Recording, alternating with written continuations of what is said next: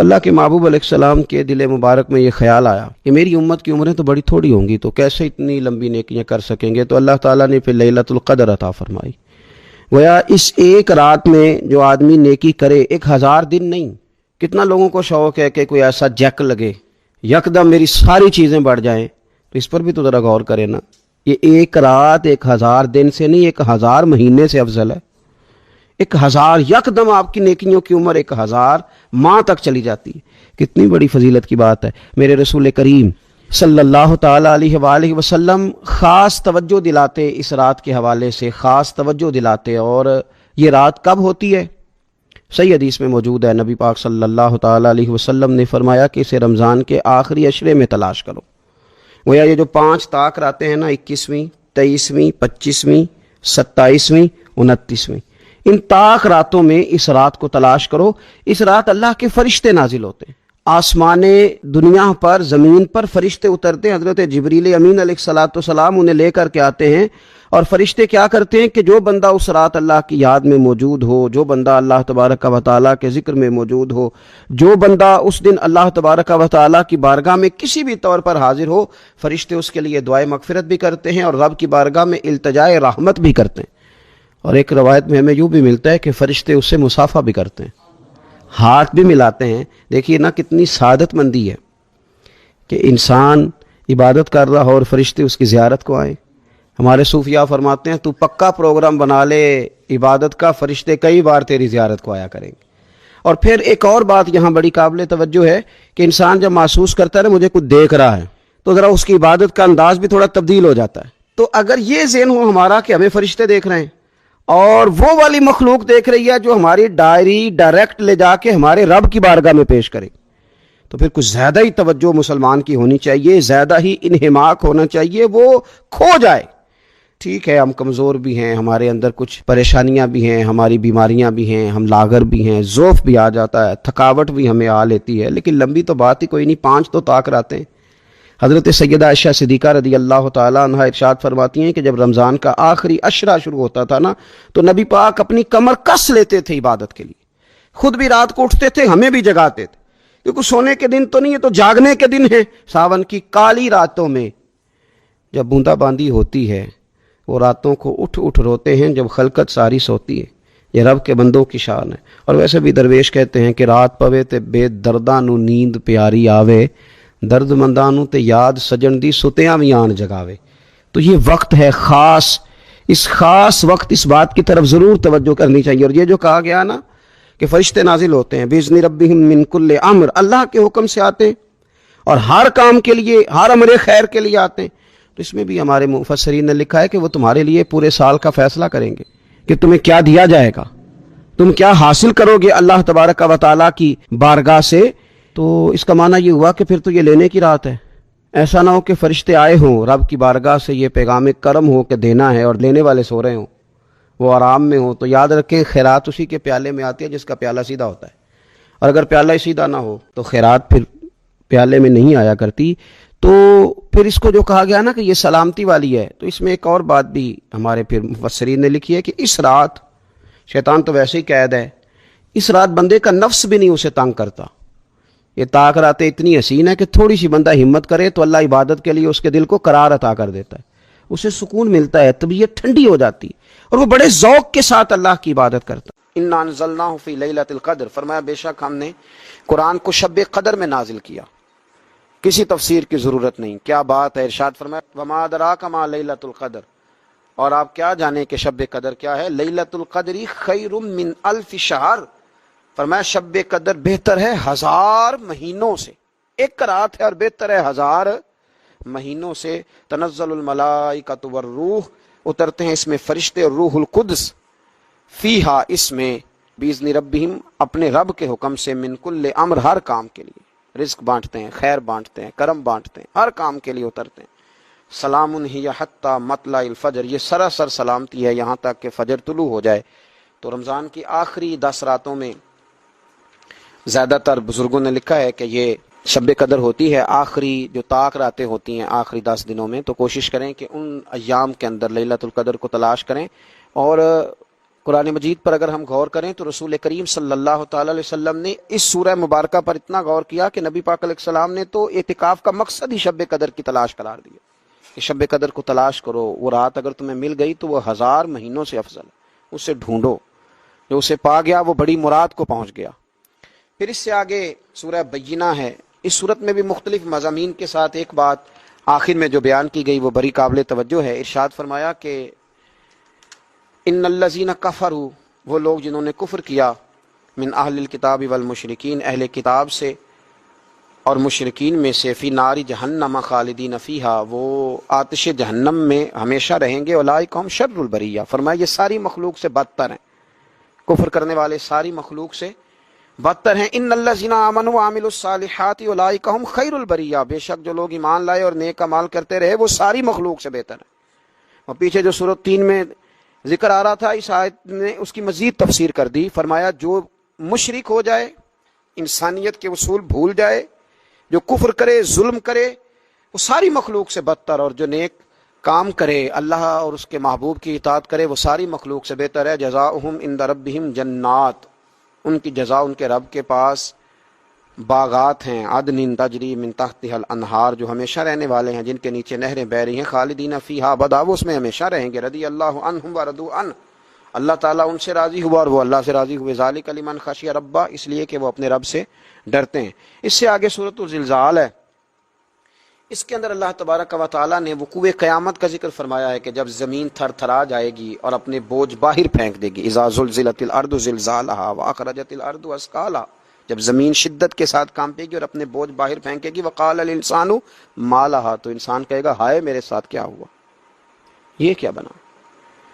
اس کا تو خیال تھا نا کہ ابھی بڑا دور ہے یہ رستہ، لیکن یہ کیا بنا، یہ سوچے گا۔ یومئذ تحدث اخبارہا، اس روز وہ بیان کر دے گی اپنے سارے حالات۔ بِأَنَّ رَبَّكَ أَوْحَىٰ لَهَا، بے شک آپ کے رب نے اسے یہی حکم بھیجا ہے۔ تو ارشاد فرمایا یومئذ یصدر الناس اشتاتا لیروا اعمالهم، اس روز پلٹ کے آئیں گے لوگ گروہ در گروہ تاکہ انہیں دکھائے جائیں ان کے اعمال۔ لوگ آئیں گے اور انہیں بتایا جائے گا یہ تمہارا نام اعمال پڑا ہے۔ فمن یعمل مثقال ذرۃ خیرا یرہ، جس نے ذرہ برابر نیکی کی ہوگی اسے بھی دیکھ لے گا، چھوٹی سی چھوٹی نیکی کا اجر ملے گا۔ ومن یعمل مثقال ذرۃ شرا یرہ، اور جس نے ذرہ برابر شر کیا ہوگا اسے بھی دیکھ لے گا۔ اس سے آگے سورۃ العادیات ہے، اس میں بھی اللہ تبارک و تعالیٰ نے کئی قسمیں اٹھا کے فرمایا ان الانسان لربہ لکنود، بے شک انسان اپنے رب کا بڑا ہی ناشکرا ہے، یہ بڑا ہی ناشکرا ہے۔ اور آخر میں ارشاد فرمایا کہ یہ بھی یاد رکھنا کہ افلا یعلم اذا بؤثر ما فی القبور، کیا وہ اس وقت کو نہیں جانتا جب نکال لیا جائے گا جو کچھ قبروں میں ہے، وحصل ما فی الصدور، اور ظاہر کر دیا جائے گا جو کچھ سینوں میں ہے۔ اس وقت کو تو یاد رکھ، قبروں سے بھی سارا کچھ باہر آ جائے گا، اور جو تم نے سینوں میں چھپایا ہوا تھا وہ بھی سارا کچھ باہر آ جائے گا۔ آگے پھر سورۃ القاریہ ہے، اس کے اندر بھی اللہ تبارک و تعالیٰ نے قیامت کا ہی تذکرہ ارشاد فرمایا فاما من ثقلت موازینہ، پھر جس کی نیکیوں کے پلڑے بھاری ہوں گے، فہو فی عیشۃ راضیہ، تو وہ دل پسند مسرت میں ہوں گے، عیش میں ہوں گے۔ واما من خفت موازینہ، تو جن کے نیکیوں کے پلڑے ہلکے ہوں گے، فامہ ہاویہ، ان کا ٹھکانہ ہاویہ ہے۔ وما ادراک ما ہی، تمہیں کیا پتا وہ ہاویہ کیا ہے، نار حامیہ، وہ دہکتی ہوئی آگ ہے۔ پھر آگے سورہ تکاثر ہے، اس میں اللہ تعالیٰ نے انسان کی غفلت کا ذکر فرمایا ہے، فرمایا یہ اتنا غافل ہو جاتا ہے الہاکم التکاثر حتی زرتم المقابر، کہ قبروں کا منہ دیکھ لیتا ہے، یعنی مرتے دم تک کمائی کرتا رہتا ہے، آخری وقت آ جاتا ہے لیکن یہ بات کو سمجھتا ہے نہیں۔ اور آخر میں فرمایا اسی صورت میں کہ ثم لتسألن یومئذ عن النعیم، پھر ضرور پوچھا جائے گا اس دن جملہ نعمتوں کے بارے میں۔ قیامت میں اللہ ایک ایک نعمت کے بارے میں تم سے سوال کرے گا، تمہیں پوچھنا ہے۔ اس لیے انسان کو ہمیشہ ہر وقت نئی سے نئی چیز طلب کرنے کی دوڑ میں ہی لگے نہیں رہنا چاہیے، پچھلی نعمتوں کا شکر بھی ادا کرنا چاہیے۔ آگے سورہ عصر ہے، اور اس مختصر ترین صورت میں اللہ تبارک و تعالیٰ نے بہت بڑا مضمون سمیٹ دیا۔ فرمایا والعصر، محبوب آپ کے زمانے کی قسم، ان الانسان لفی خسر، بے شک انسان نقصان میں ہے، الا الذین آمنوا، سوائے ان لوگوں کے جو ایمان لائے، وعملوا الصالحات، اور نیک اعمال کیے، وتواصوا بالحق وتواصوا بالصبر، پھر ایک دوسرے کو حق کی تلقین بھی کرتے رہے اور اس رستے میں آنے والی مشکلات پر صبر کی تلقین بھی کرتے رہے۔ صحابہ جب ایک دوسرے سے ملتے تھے تو سورہ عصر کی تلاوت کرتے تھے۔ اس میں دین کا پورا اسلوب بیان کیا گیا، ایک تو ایمان لاؤ، دوسرا نیک اعمال کرو، تیسرا پھر حق بات کی تبلیغ کرو یعنی دین کی اشاعت میں حصہ لو، اور چوتھا جب تم یہ کام کرو گے تو پھر مشکل بھی آئے گی تو اس مشکل پر صبر کرو۔ تو یہ سورت جامع ہے اور مختصر ترین الفاظ کے اندر بہت بڑا پیغام ہمیں دیتی ہے۔ آگے پھر سورۃ الہمزہ ہے، اس کے اندر بھی اللہ تبارک و تعالیٰ نے مال گن گن کے رکھنے والے اور جمع کرنے والے لوگوں کی برائی بیان کی ہے اور ان سے کہا ہے کہ بچو بھڑکتی ہوئی آگ تھے التی تطلی علی الافئدہ، جو دلوں تک پہنچ جائے گی، جو قیامت میں تمہاری روحوں کو جس سے تکلیف پہنچے گی اس سے۔ آگے سورۃ الفیل ہے۔ سورہ فیل کے اندر نبی پاک علیہ السلام کی ولادت سے پہلے ایک شخص تھا ابرہہ، جو اپنا لشکر لے کے آیا تھا معاذ اللہ کعبے کو گرانے کے لیے، تو بڑے بڑے ہاتھی اس کے ساتھ تھے، تو اللہ تعالیٰ نے چھوٹے چھوٹے ابابیل بھیجے، ان کے منہوں میں کنکر تھے، انہوں نے وہ کنکر برسائے تو وہ ہاتھی مر گئے۔ اس صورت میں اس کا ذکر ہے الم تری کیف فعل ربک باصحاب الفیل، کیا آپ نے ملاحظہ نہیں کیا کہ آپ کے رب نے ہاتھی والوں کے ساتھ کیا سلوک کیا۔ آگے پھر سورہ قریش ہے، اللہ تعالیٰ نے سورہ مبارکہ کے اندر اہل قریش کو تنبیہ کی ہے کہ اللہ نے تمہیں بڑے بڑے تجارت کے موقع دیے، تمہارے لیے بڑی آسانیاں کی ہیں، الفت پیدا کی ہے، تو اب تم بھی اس طرح کرو کہ فَلْيَعْبُدُوا رَبَّ هَٰذَا الْبَيْتِ، اس گھر کے خانہ کعبہ کے رب کی عبادت کرو، یہ جو گھر ہے اس کا جو رب ہے پھر تم بھی اس کی عبادت کرو، تمہیں اللہ نے بڑا نوازا ہے۔ الَّذِي أَطْعَمَهُم مِّن جُوعٍ، جس نے رزق دیا ہے اور فاقے سے نجات دی ہے، وَآمَنَهُم مِّن خَوْفٍ، اور تمہیں فتنے اور خوف سے امن دیا ہے، تو تم بھی اب عبادت کرو نا۔ بہت سارے لوگ ہیں جو نعمتیں لیتے جاتے ہیں پر عبادت پر توجہ نہیں کرتے۔ میرے نبی پاک صلی اللہ علیہ وسلم نے فرمایا تم اللہ کے تھوڑے رزق پہ راضی ہو جاؤ، وہ بھی تمہاری تھوڑی عبادت پہ راضی ہو جائے، تو فرمایا کہ فَلْيَعْبُدُوا رَبَّ هَٰذَا الْبَيْتِ الَّذِي أَطْعَمَهُم مِّن جُوعٍ وَآمَنَهُم مِّن خَوْفٍ، تم بھی پھر کعبے کے رب کی عبادت پر توجہ دو۔ پھر آگے سورۃ الماعون ہے، اس میں اللہ تعالیٰ نے ہمیں اخلاقیات کا درس دیا ہے۔ فرمایا ارأیت الذی یکذب بالدین، کیا آپ نے دیکھا جو جھٹلاتا ہے روزے جزا کو، فذلک الذی یدعو الیتیم، پس یہی وہ بدبخت ہے جو دھکے دے کر نکالتا ہے یتیم کو، ولا یحض علی طعام المسکین، اور ترغیب دوسروں کو نہیں دیتا غریب کو کھانا کھلانے کی، فویل للمصلین، اور فرمایا ان نمازیوں کے لیے بربادی ہے، الذی ہم عن صلاتہم ساہون، جو اپنی نمازوں کی ادائیگی سے ہی غافل ہیں، جو بھول گئے اپنی نمازوں کو، الذین ہم یراؤون، جو ریاکاری کرتے ہیں، ویمنعون الماعون، اور برتنے کی چیز بھی کسی کو نہیں دیتے، کسی کو برتن تک دینے کو تیار نہیں، برتنے کی ذرا سی چیز بھی دینے کو تیار نہیں۔ پھر آگے سورہ کوثر ہے، پھر میرے رسول پاک کی شانوں کا ذکر فرمایا، پھر حضور کی عظمتوں کا بیان۔ نبی پاک علیہ السلام کے جب صاحبزادے کا وصال ہو گیا تو کچھ لوگوں نے کہا کہ کوئی نہیں، معاذ اللہ یہ تھوڑی دیر کی بات ہے، ان کا تو بیٹا ہی کوئی نہیں، تو نام آگے کیسے چلے گا، یہ تو معاذ اللہ ابتر ہیں، نسل ختم ہو گئی۔ تو اللہ کریم نے فرمایا محبوب انا اعطیناک الکوثر، بے شک ہم نے آپ کو خیر کثیر عطا فرمائی۔ خیر کثیر کے بڑے معنی ہیں، محبوب ہم نے بڑی شانیں دی، بڑی عظمتیں دی، بڑا نوازا، فصلی لربک وانحر، بس آپ اپنے رب کے لیے نماز پڑھیں اور قربانی کریں، انا شانئک ھو الابتر، بے شک آپ کا دشمن ہی جڑ کٹا ہے، آپ کا دشمن ہی بے نام و نشان ہوگا۔ آپ کا دشمن کہاں گئی؟ ابو جہل کی اولاد۔ کون کہتا ہے کہ میں عتبہ اتیبہ شیبہ کی اولاد ہوں؟ کون کہتا ہے کہ میں یزید کا بیٹا ہوں؟ دشمن ہی جڑ کٹا ہے۔ آگے سورۃ الکافرون ہے، کافروں نے معاذ اللہ کچھ اس طرح کی باتیں بھی شروع کر دی تھیں کہ کچھ دن آپ ہمارے رب کی عبادت کریں، ہمارے بتوں کی معاذ اللہ، تو کچھ دن ہم آپ کے رب کی عبادت کریں گے۔ تو فرمایا نہیں، نہ تم اس کی عبادت کرو جس کی میں کرتا ہوں، اور نہ میں اس کی کر سکتا ہوں جس کی تم کرتے ہو۔ فرمایا تم کرو گے نہیں جو تمہیں میں دعوت دے رہا ہوں، اور میں کر نہیں سکتا اس لیے کہ وہ باطل معبود ہیں۔ تو آخر میں فرمایا لکم دینکم ولی دین، تمہارے لیے تمہارا دین ہے اور میرے لیے میرا دین ہے، تم اس دعوت پہ تو آ جاؤ لیکن وہ کام نہیں ہو سکتا۔ تو یہ سورہ کافرون۔ آگے سورہ نصر ہے، اس سورہ مبارکہ کے بارے میں اکثر مفسرین نے کہا کہ فتح مکہ کے موقع پہ آئی، کہا اذا جاء نصر اللہ والفتح، جب اللہ کی مدد اور فتح آ پہنچی، ورأیت الناس یدخلون فی دین اللہ افواجا، تو آپ دیکھ لیں گے لوگوں کو کہ وہ دین میں فوج در فوج داخل ہو۔ اور جب اللہ اتنی فتح دے تو پھر اللہ نے کیا سکھایا؟ فرمایا فسبح بحمد ربک واستغفر، بس اب اپنے رب کی حمد کرتے ہوئے اس کی پاکی بیان کریں اور اس سے بخشش کا سوال کریں، انہ کان توابا، بے شک وہ بڑا ہی توبہ قبول کرنے والا ہے۔ آگے سورۃ لہب ہے، اس سورت کے اندر جب ابو لہب نے نبی پاک صلی اللہ تعالی علیہ وسلم کی بے ادبی کی اور معاذ اللہ یہ کہا کہ آپ کے ہاتھ ٹوٹ جائیں، تو اللہ تعالیٰ نے اس کی اور اس کی بیوی کی مذمت کو بیان کیا، کہا تبت یدا ابی لہب و تب، ٹوٹ جائیں ابو لہب کے دونوں ہاتھ اور وہ تباہ و برباد ہو گیا۔ اس سورہ لہب کے اندر اس کا ذکر ہے۔ پھر اللہ کریم نے فضل کیا تو سورہ اخلاص آ گئی۔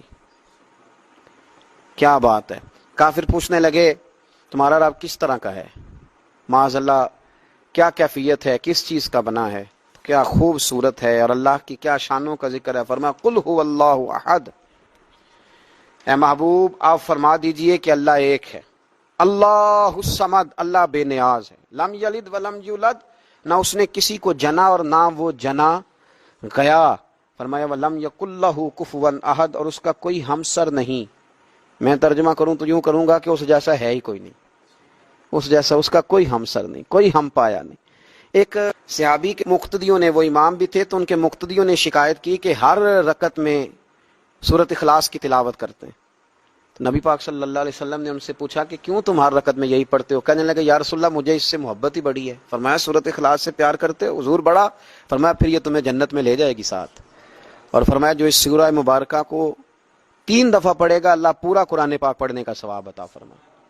قل هو اللہ احد، اے محبوب کہہ دو کہ اللہ ایک ہے، اللہ الصمد، اللہ بے نیاز ہے، لم یلد ولم یولد، نہ اس نے کسی کو جنا اور نہ وہ جنا گیا، ولم یکن لہ کفوا احد، اور اس کا کوئی ہمسر نہیں۔ آگے سورہ فلق اور ناس ہیں۔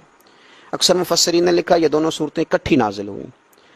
ہر جادو سے، ہر شر سے، ہر چیز سے بچنے کے لیے ان دونوں صورتوں کا ہمیشہ وظیفہ کرنا چاہیے۔ سیدہ عائشہ صدیقہ رضی اللہ تعالیٰ عنہ فرماتی ہیں نبی پاک صلی اللہ علیہ وسلم سورۃ اخلاص، سورہ فلق اور سورہ ناس یہ رات کو پڑھ کے اپنے ہاتھوں پہ پھونک لیتے تھے، اور پھر جہاں جہاں تک دست مبارک پہنچتے تھے وہاں وہاں تک حضور پھیرتے تھے جسم میں۔ حضور کے تو دست مبارک ہر جگہ پہنچتے تھے، لیکن ہمارے لیے بتایا کہ جہاں جہاں پہنچ سکتے ہیں وہاں وہاں حضور پھیرتے تھے۔